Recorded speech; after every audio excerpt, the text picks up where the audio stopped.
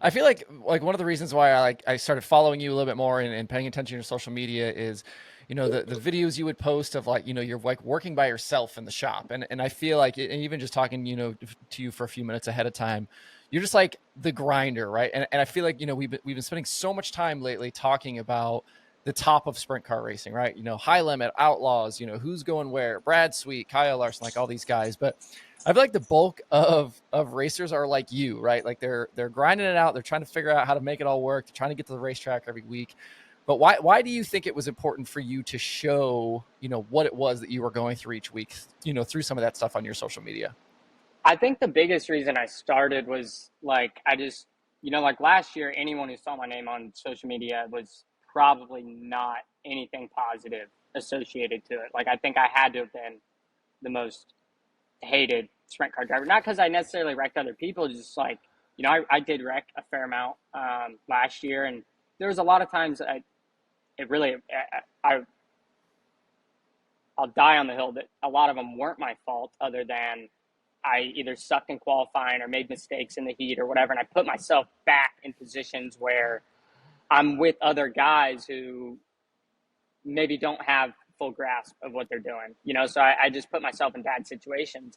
But it was just, like I kind of got tired of that. And I felt like if maybe people understood more of what I put into it, then, like I don't look like, just some kid with a bunch of money that's coming and tearing stuff up.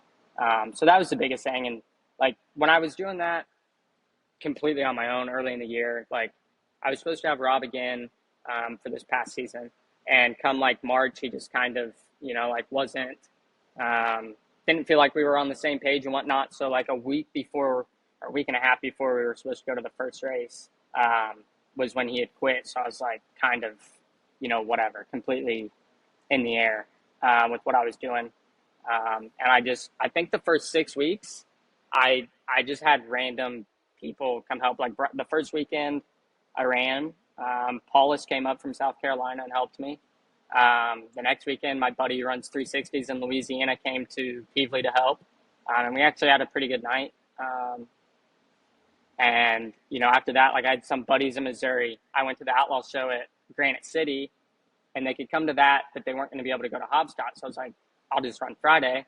And then the Vermeer guys were like, hey, we'll help you at the car wash, whatever. And then that kind of didn't work out. So I found a car wash I could back the trailer up to, and then just unloaded and then used the mule to pull it back in. And Casey, Kane wrecked that night or Friday night. So Saturday morning, I just went and stayed. I had the toter, so I just stayed in the parking lot where a lot of the outlaw teams were. And one of their guys came down, Peyton Grice came down and helped me out, and then he helped me at Hobscott. So it was just me and him. And I don't know, I just felt like people would appreciate that. There's really only two people that I feel like do the social media side of it right. That's Gravel, and obviously Tanner Holmes is, by far the best at it.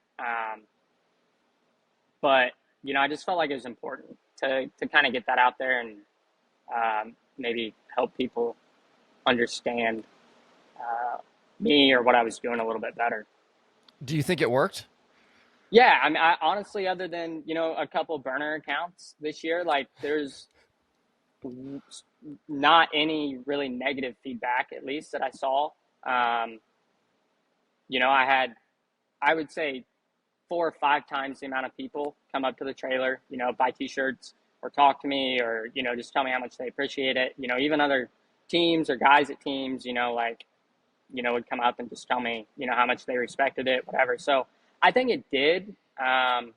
Obviously not as much as I would have liked, because I'm still looking for a ride, but yeah, I definitely think it did work. And I probably could have still done a lot better at it.